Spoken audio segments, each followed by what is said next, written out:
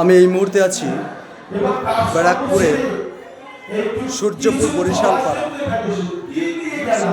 কীর্তিবাসী গোসাইয়ের আশ্রমে। আমি তার মন্দিরটা তুলে ধরবার চেষ্টা করছি। জয় হরিচাঁদ, জয় গুরুচাঁদ। আপনার নাম কি দাদা? অপূর্ব সরকার। হ্যাঁ, অপূর্ব সরকার। আপনি কি করেন এখানে? পূজারি? আচ্ছা, কীর্তিবাসী গোসাইয়ের ছেলে তো আপনি? আচ্ছা, এখানে কদিন ব্যাপী অনুষ্ঠান হয়?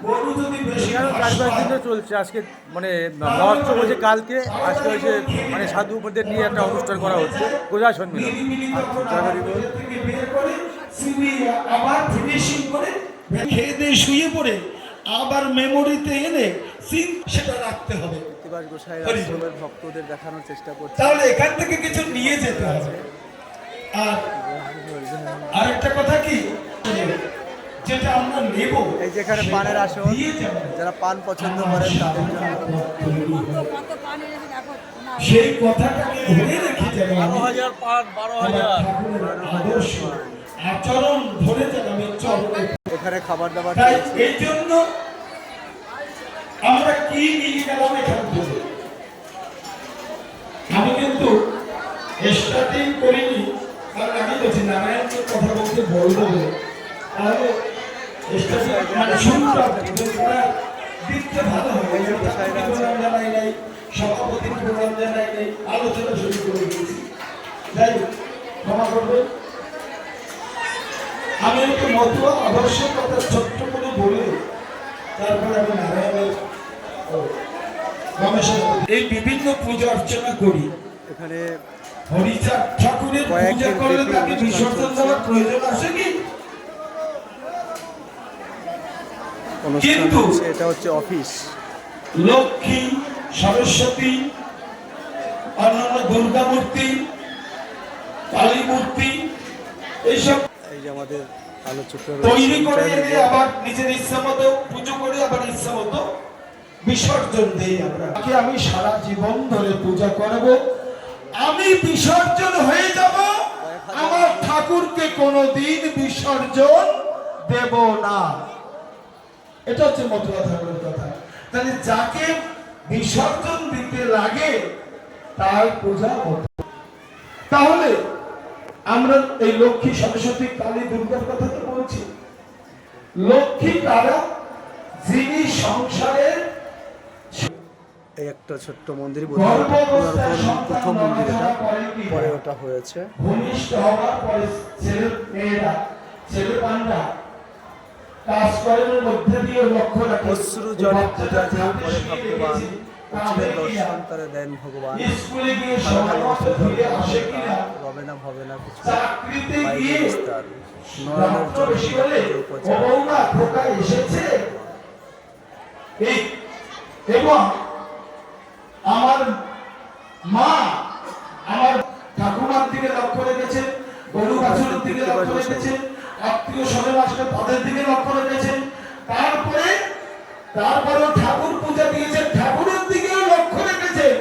এই সর্বদিকে যিনি লক্ষ্য রাখেন তার পূজা করলে পারে আলাদা করে লক্ষ্মী পূজা করার প্রয়োজন হয় না। এবং লক্ষ্মী কলা বউ মূর্তি এনে পূজা দিয়ে আবার এক বছর ওই যে ব্যারাকপুর স্টেশনে যাওয়ার পথে ওই মাঠের কোনায় বাবা খনি যাচ্ছে, ঠাকুরের খনি, মানে পুজো করে নিয়ে ওইখানে ফেলে রেখে আসছে। ওই বিসর্জন দেওয়া ওই গাছতলায় আবার পাশে পেশাবখানা। এ বড় ভদ্রলোকরা আবার, তাই এবারে দেখলে খুব কষ্ট হয়। তাই এরকম পুজো দেবেন কি দেবেন না, তাই বলছি মা বাবাকে পুজো দেন। সরস্বতী স্বরকে যিনি কন্ট্রোল করেন, বাগদেবী, বাক মানে বাক্য যার কাছ থেকে আপনি প্রথম পেয়েছেন, বাণী আপনি যার কাছ থেকে শিখেছেন প্রথম, সে হচ্ছে আমার মা, তিনি হচ্ছেন সরস্বতী।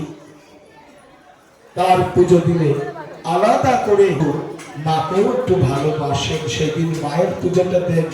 কিন্তু মতুয়াদের ক্ষেত্রে বলবো ওই সবের মূর্তির পূজা দেওয়ার কোনো প্রয়োজনই আসে না।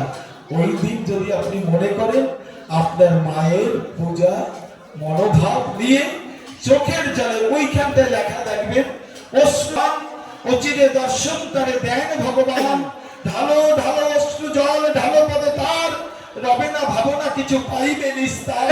নয়নের জল বিনা পূজা উপাচার, আর কিছু নাই চাই ঠাকুর আমার।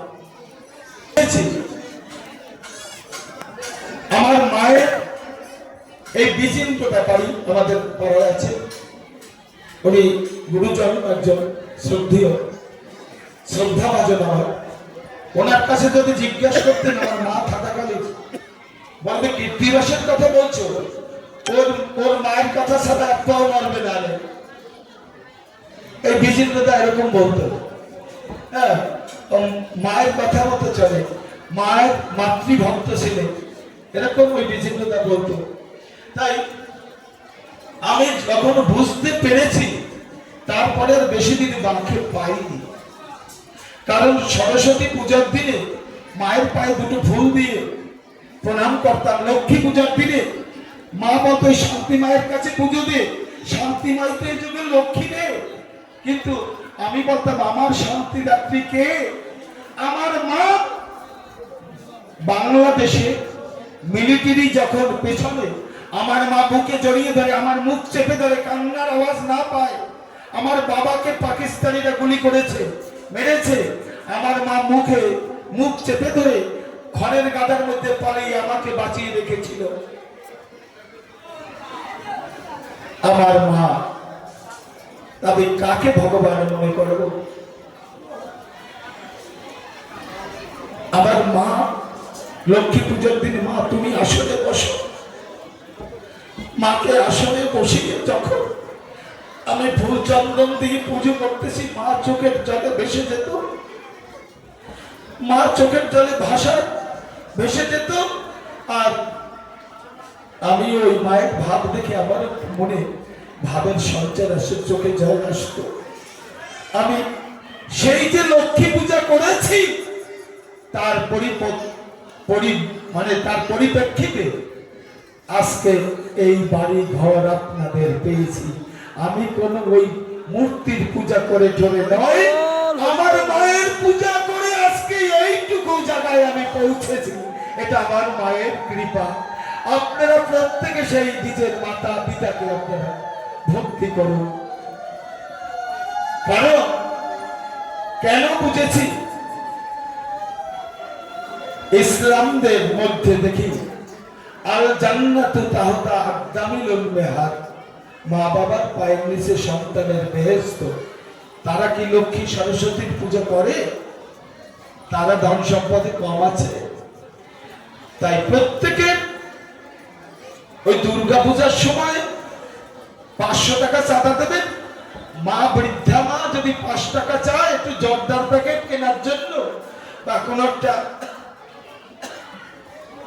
খাবার কিছু কেনার জন্য, তাকে আপনার সহযোগিতা করেছে। আর আপনি জ্বর হলে, অসুস্থ হলে, রোগাগ্রস্ত হলে আপনার পাশে থেকে মাথায় হাত বুলিয়ে দেয় কে? মাথায় কে হাত বুলিয়ে দেয়? এত বক্তা, এত আলোচক, এত গায়ক আগে ছিল না। বাবা আপনি আসেন, উনি একটু বলে যান, নাহলে আমার মনে কষ্ট থাকবে। ঘুম ভাঙানোর চেষ্টা করেছে আমার তো ঘুমই ভাঙে নাই। তা আমি সন্ধ্যার দিক গাই কি করে বল? এখন এই সাধুর বাজারে যে কত পাগল, কত মানুষ, কি করে বুঝবো তার 1 সেকেন্ড কেমন? দেখেছেন কতখানি 1 সেকেন্ড? আমাদের 1 সেকেন্ড কতটা সাধারণ আসে, কে কোন ভক্তি নিয়ে আসে। আর যার জন্যই বলো তো বাবা, কি করে করবো? মঞ্জুর কৃষ্ণ ঠাকুর বলছিল, তাকে বলছিল বাবা এই মেলার একটা শৃঙ্খলা তৈরি করতে হবে, এই মেলার একটা আদর্শ তৈরি করতে হবে, এই মেলাকে সুশৃঙ্খল ভাবে ঢোকাতে হবে। দেখো মঞ্জুর ঠাকুর কয় কি, এ মতুয়াদের পাগলাবি, এ কি করে তুমি সামলাবা, এ কি আদর্শ ঠিক করবা? একদিকে একরকম, আর এক রকম বাজাবে, আর এক রকমের গান গাবে, ও একরকম গাবে, ও এক রকম গাবে, এরা মিলটাল করবা কি করে? মিলিয়ে দেখলাম কথাটা তো খারাপ বলেনি, তা পাগলের পাগলামি। যাই হোক, আমাদের মধ্যে এত আলোচক, হয়েছে, এটা আমার গুরুচাঁদের অবদান।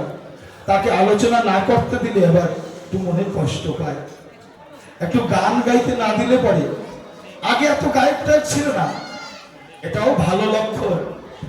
গান, আমি ঠাকুরের গান গাবো, গেছি ও আসরে, আমি ঠাকুরের নাম করতে পারবো না, কারণ আমাকে অধিকার দিল না, কেন আমার অধিকার চাই, আমি একটু ঠাকুরের নাম করবো, কান্নাকাটি করবো, গড়াগড়ি দেব, এটাও ভালো দিন, কিন্তু এটাকে মনে রাখতে হবে, ভাবে গায়, তালে নাচে, প্রেম ঘুরে তার পাশে পাশে। যদি পূর্ব রেফারেন্সে কথা বলা হয়, শিব 636 রাগিনীতে গান ধরেছিল, নারদ একটা টোকা ভুল পড়ে গেছিল, তাতে অভিশাপ প্রাপ্ত হয়ে নারদের আবার জন্মগ্রহণ করতে হয়। এ বড় সাংঘাতিক জায়গা, সাধুর বাজার বড়। যদি তুমি কারো রোশানলে পড়ে যাও, চোখ রাঙানিতে পড়ে যাও, বড্ড মুশকিল, সেখানে ঠাকুর ক্ষমা করে না। কেন তোমরা দশরথের বাড়ি দেখো নাই? জুতো দিয়ে পিটিয়েছিল, সেই জুতোর আঘাত নিজের পিঠে ধারণ করেছে।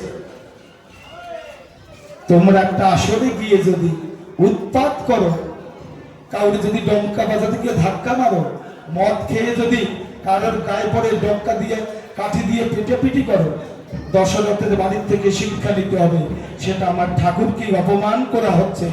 সেই আঙ্গিনাটা, এই আঙ্গিনাটা দশরথের আঙ্গিনা।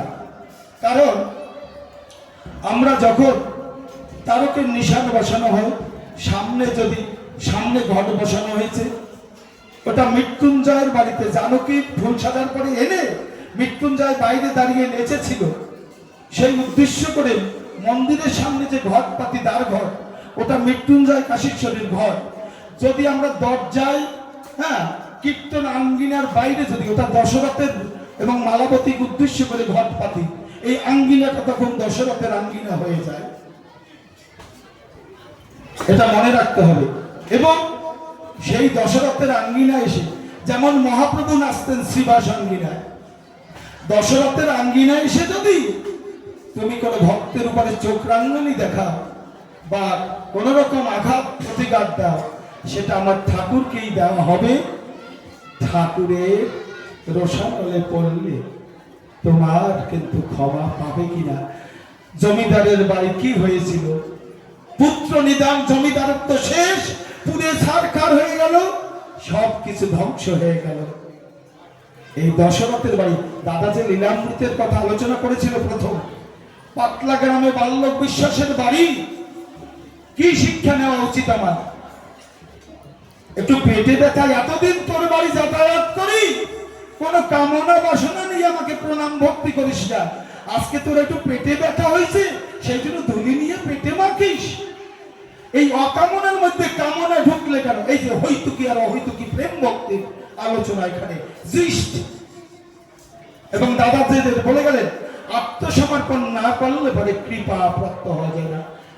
যেটা কর্মকর্তা হরিচা, তার নামে ভূমি, যাহা করায় তাহা করি, কর্মী নহে আমি, যে ভরদ্বাজের কথাটা ফিনিশিং দিয়ে গেলেন। এই না হলে ভক্ত হওয়া যাবে না, গোসাই হওয়া যাবে না। তাই হীরামন, তারপরে সাধু, তার উন্নতি, ভক্তের ভক্তি অটুট থাকলে পরে, তারপরে হয় সাধ, হলে পরে সাধু, সাধুত্ব পায়। সাধু চরমস্তরে পৌঁছালে গোসাই হয়, গোসাই চরমস্তরে পৌঁছালে পাগল হয়। এই ভক্ত, সাধু, গোসাই, পাগল, এই চার দেশের চার স্থূল প্রবক্ত, সাধক সিদ্ধি, চার দেশের চার নিয়ম বুদ্ধি।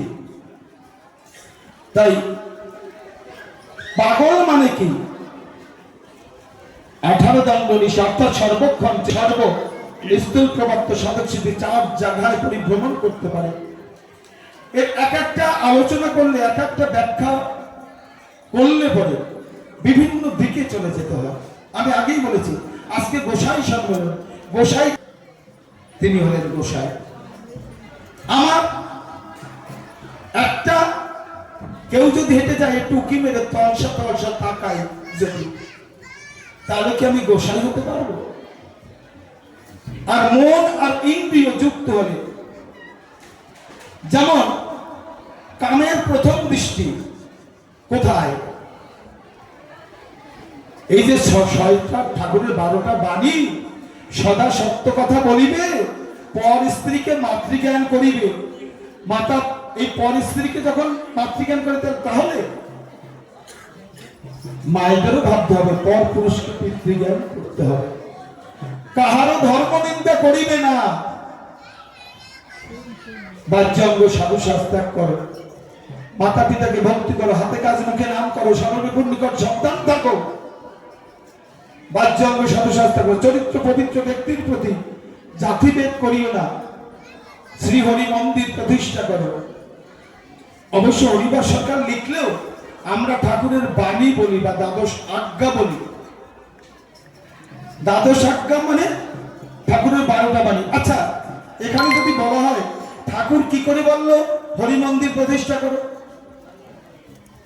তাহলে যদি ভগবান শ্রীকৃষ্ণ যদি বলতে পারে সর্বধর্মান পরিত্যাজ্য মামেকং শরণং ব্রজ, লোকনাথ বাবা যদি বলতে পারে রণে বনে জলে জঙ্গলে যখনই বিপদে পড়িবে আমাকে স্মরণ করি আমি রক্ষা করব, তাহলে হরিচাঁদ ঠাকুর তিনি স্বয়ং অষ্টবিংশ মন্বন্ত শেষ যেই কলি অবতীর্ণ হরিচাঁদ লইয়া সকলে হরি হরি বলি। তাহলে নিজে হরি বলায় হরি, দেয় হরি নাম, সেই হরিচাঁদ এবং এই হরি নামে কেউ কাউকে না রাখে বা তা কাজে এই হরিচাঁদ ঠাকুর অষ্টবিংশ মন্বন্তরে ফিরেছে একদিন, তোদের এই দিন যদি যায় রে বৃথা আর পাবি না দিন রে। সত্য ত্রেতা দাপর কলি, এই 4টা যুগে একটা মহাযুগ, এর 71টা মহাযুগে একটা মন্বন্তর, তার 28 মন্বন্তরে হরিচাঁদ ঠাকুরের আগমন ঘটেছে। আর তোমরাও এই ক্ষেপে এই জন্ম পেয়েছো। এই জন্ম মানে এই দিন, এই দিন মানে কি? এই সুখ পেয়েছো। মানুষ হচ্ছে স্রষ্টার শ্রেষ্ঠ জীব। এই জন্ম যদি তোমার বৃথা যায়, তুমি আবার জন্ম পাবে কিনা, মানব জন্ম পাবে কিনা, এর কোনো নিশ্চয়তা নাই। কত গরু ছাগল মহিষ, কত ভেড়া পোকা মাকড় কীট পতঙ্গ গাছপালা হয়ে লক্ষ লক্ষ বছর থাকলেও এই চেতনা, এই মানব জন্মের মতো তো বিচার বিশ্লেষণ জ্ঞান এ আসে না। তাই মানব জন্ম যদি বৃথায় যায়, আবার মানব জন্ম পাবে কিনা। তা কাজেই আমরা একটা সাগর, সংসার সাগরের রূপে ভাই মানব বেইন সেজেছে। এই সংসারটা একটা সাগরের মতো। আমি সংসারে জন্মগ্রহণ করেছি, কিন্তু মৃত্যু পর্যন্ত আমি দেখতে পাই না। মৃত্যু কবে হবে আমি দেখতে পাই না। এই সময়টা একটা সাগরের ন্যায়। এর মধ্যে কত হাঙর কুম্ভীর, নোনা জল, কত ঢেউ, ঘাত প্রতিঘাত, কাম কামনা। হাঙর কুম্ভীর এর আঘাত খেয়ে যিনি এই সংসারে সম্মধ্যে সার দিতে গুরুচাঁদ এলো। তাই গুরুচাঁদ ঠাকুর সংসারে গারস্থ ধর্ম, এই গারস্থ ধর্ম প্রধান। এই কলিযুগে কোন ভগবানরা তারা চেষ্টা করেছিল গারস্থ ধর্ম দেবে, গারস্থ ধর্মের মধ্যে এসেছিল, কিন্তু নারী নিয়ে গারস্থ ধর্ম সঠিকভাবে পালন করে যেতে পারেনি। এই ব্যথা রয়েছিল বলেই আবার আসতে হয়েছে, আবার আসতে হয়েছে, আবার আসতে হয়েছে। তাই হরিচাঁদ ঠাকুর রূপে এসে পূর্ণ লীলা করে গেলেন এবং এই ধর্মটা এমন একটা ধর্ম দিয়ে গেলেন। ব্রহ্মচারী যেমন কেষ্ট খাতা, গণেশ পাগল যার এক নাম, তিনি একটা প্রণাম পাঠিয়েছিল তারক গোসাইকে। কার কাছে? রান্নাঘর অর্থাৎ মনোহর সরকারের কাছে। পাঠানোর পরে যখন, আমি সংক্ষেপে বলছি কারণ ক্ষুধা পেয়ে গেছে আপনাদের, ওই মনোহর সরকারের কাছ থেকে এই তোমার কাছে গামছাটা দাও, গামছাটা কপালে ঠেকিয়ে কেষ্ট খাপা দিয়ে দিল মনোহর সরকার, গিট মারো, একটা গিট দাও, গিট নিল, গিট মারলো গামছাটা। তৎকালীন সময় গামছা নিয়ে যেতে হতো কোন খাল বিল হাত সাঁতরাতে হতো, তার ঠিক ঠিকানা নাই। বাংলাদেশে অত নদীমাতৃক দেশ তো, তার কাজে কোমরে বেঁধে নিল। যখন মনোহর সরকার গিয়ে তারক গোসাইকে প্রণাম করলো, তারক গোসাই বলল তোমার প্রণামটা আমি নিতে পারি, কিন্তু তোমার একটা গিট বাঁধা প্রণাম আছে, ওইটা কিন্তু আমাকে দিও না, ওই প্রণাম আমি নিতে পারবো না। এই বাচ্চারা ডঙ্কা বাজাইও না। তারপরে ও মনোহর, ওই গামছা বাঁধা গিটটা কিন্তু তুমি খুলবে না। ঠিক আছে, কিন্তু ওই যার প্রণাম তার কাছে দিয়ে যাও, আমি ওনার প্রণাম, উনি আজীবন ব্রহ্মচারী, ওনার প্রণাম আমি নিতে পারবো না। কেষ্ট খাবো মানে গণেশ পাগল। তাই ওনার কথা কার্য সেরে চলে এসেছে বাড়িতে। দুর্গাপুর মাঠে হরিবর মনোহর, তাই না? দুর্গাপুরে আনন্দ সরকারের বাড়ি, মনোহর ভাই ছেলে আর হরিবর এরা ভাই ভাই সম্পর্ক হয়। হ্যাঁ, তা যাই হোক, সেই বাড়িতে আবার গণেশ পাগলের সমাধি আছে, ওখান থেকে একটু মাটি নিয়ে কদম বাড়িতে রেখেছে, সেখানে মেলা হয় বড়। তা একদিন ধান বিক্রি করতে যাবে মনোহর সরকার, প্রায় 2.5-3 মাস পরে বলছে যে আমরা ঘুরো, কেষ্ট খাবো বলছে তুমি আজকে যেও না, আজকে তারক গোসাই আসবে। এই দেখেন, বিনে তারের টেলিফোন, মানে মোবাইল নেই, কিন্তু কেষ্ট খাবা বলছে আজকে তারক গোসাই আসবে, তুমি ধান বিক্রি করতে যেও না। তখন আর গেল না মনোহর সরকার। এরপরে ধান শুনতে দেখে তারক গোসাই এসেছে, আসার পরে বলল কি, শিগগির ও রাঙাখুড়ো, মানে দেখতে পরিষ্কার তো, মনোহর সরকারকে রাঙাখুড়ো ডাকতো কেষ্ট খাবা। ও রাঙাখুড়ো, তুমি তাড়াতাড়ি ওই প্রণামটা সুটকেসের মধ্যে রেখেছো, মানে প্রণাম তো কেষ্ট খাবার ফেরত নাই, বলছে প্রণাম দিলে আর ফেরত না জানি, তুমি রেখে দাও। তাই যে কবিয়ালদের সুটকেস থাকে, ওই সুটকেসের মধ্যে রেখে দিয়েছিল। যেই দিন তারক আসলো, তারক আসার পরে বললো, কেষ্ট খাবা বললো তাড়াতাড়ি ওই প্রণামটা এনে তারকের চরণে দাও।